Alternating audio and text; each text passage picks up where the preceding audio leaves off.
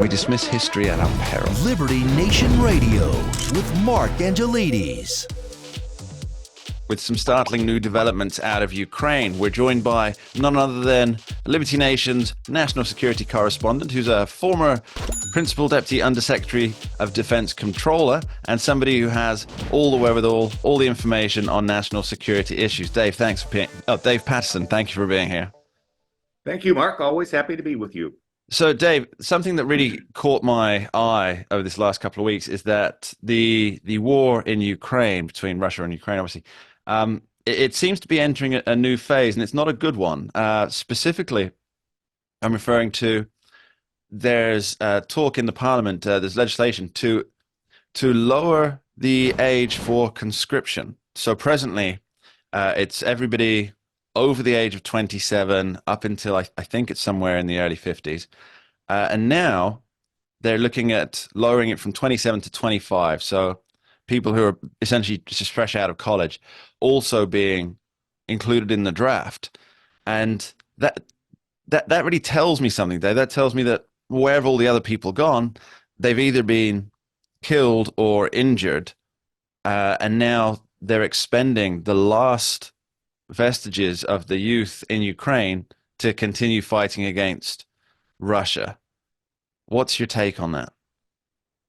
Well, my take is that when you're running out of people, you have to do something, and lowering the age of the draft seemed like the most reasonable thing to do. But keep in mind that during the Vietnam War, when the United States had conscription, that 18 was the age at which you registered for the draft. So those of us who remember that look at 25 as being not that bad. Sure, I can see it from that point of view, but the other side of that is who's going to be left in Ukraine when all this is over? Because there's the former Soviet bloc nations that they already had this population demographic was already historically quite low across these countries because of the crushing poverty in the 90s. So people didn't have that many children. So there's people losing their lives in this tragic war. And who's going to be left in the country afterwards, I think is the question, isn't it? Yeah, I think that, I mean, it's obviously a good question, but at the same time, the reality is, okay, what else are you going to do? If you are interested in retaining your country and your sovereignty against this brutal invasion from Russia, what other recourse do you have? Yeah, that's an incredibly valid point. That is the other side of the argument there, and I think maybe the middle point of that is to try and sue for peace. Now, we're more than 2 years into the war now. Do we have any idea of how peace talks or settlement or resolution talks have been going? Well, I don't think they've been going well, if they've been going at all.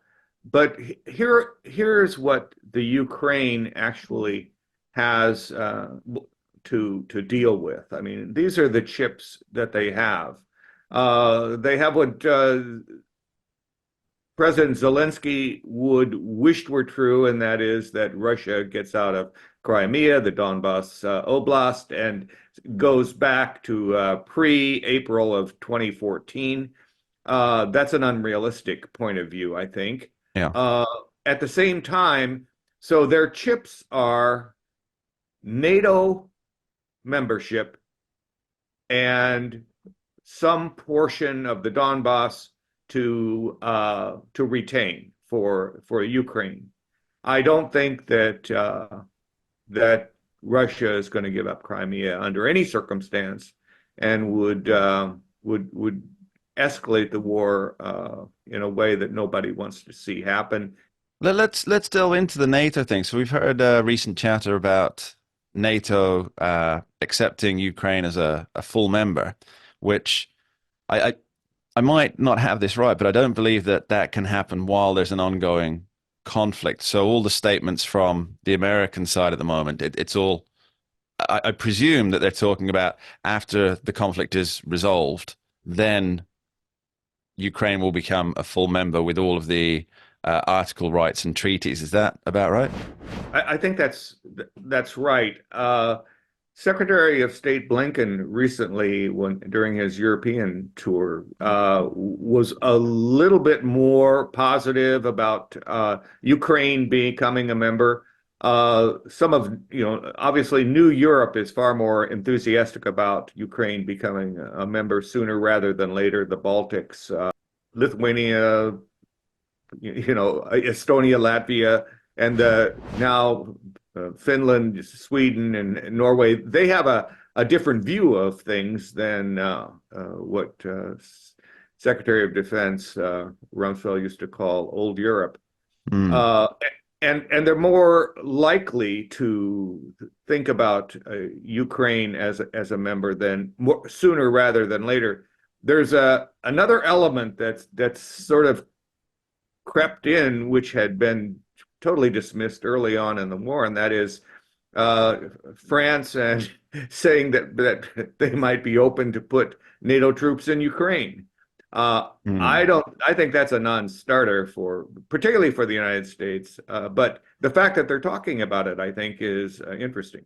Lord David Cameron, the former prime minister who boss of the foreign office essentially, and he's planning a visit to America to have a sit-down meeting with Joe Biden, President Biden, and of course, Speaker of the House Mike Johnson. It's believed that his position is that the US needs to break the deadlock on funding and send money to Ukraine.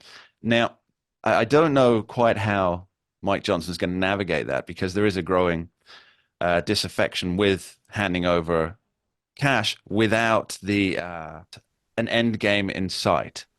So how do you think that's going to go? I I think that will probably go as well as it has in the past. Um, when Starting in November, when President Zelensky came over, I call this the tin cupping campaign. Yeah. We're coming for money from the United States, and after Zelensky, you had Jan Stoltenberg, you had the president of Poland, and most recently, you're going to have the UK coming over with pretty much the same message. Mm. The problem is not, in my view, with the Congress. The problem is with President Biden, who could easily dispense with the acrimony and the problems within Congress by simply coming out and saying, this is our goal, this is our objective, and we have a strategy which says we will do X, Y, Z in order to achieve an end game. And people then can say, well, I agree with it or I don't agree with it, but at least they know where the United States is going, as opposed to throwing money at something that is unknown. It's a hole into which taxpayer dollars are going without an end state in view. I think you're right with that. It seems that if Joe Biden said, look, here's 150 billion more dollars, that's it, and that's what we're giving, and this is the goal that's going to be achieved by handing over this 150 billion dollars, and then it will be done. That'll be the end. I mean, it seems unlikely that, just 150 billion dollars and then the war is over, but uh, if he said then that's the end, but there's no particular end in sight, is there? It's like it's 150 No, billion dollars now, and then we'll and see what well, else it's the is further. supplemental is $60 billion is on the table Yeah. in the U.S. Appropriation supplemental. But there's another aspect to this that I find encouraging, and that is Jan Stoltenberg's proposal that the NATO and EU establish a fund of 100 and I believe it's 100 billion euros for support to the Ukraine, and with that, taking some of the leadership authority away from the United States and what's become known as the Ramstein Group, Mm. and placing that responsibility more into the hands of the NATO as a group. And I think you can legitimately look at that and say that the NATO leadership and others in the EU are dissatisfied with the leadership and the way in which the United States has approached this whole problem of Ukraine, and want more authority for tactics and strategy, even on the battlefield, to rest in NATO hands versus the U.S.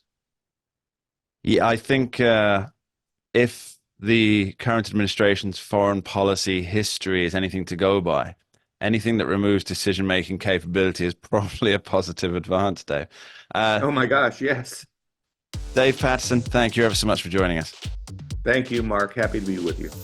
And that's about all we have time for on this week's edition of Liberty Nation Radio, heard coast to coast on the Radio America Network. I've been your host, Mark Angelides. I'd like to thank our guests for today, Tim Donner, Jim Fight, and Dave Patterson, and of course you at home for taking the time to tune in and join us. Thanks for being here. We dismiss history at our peril. Liberty Nation Radio with Mark Angelides. Don't get caught up in the media madness.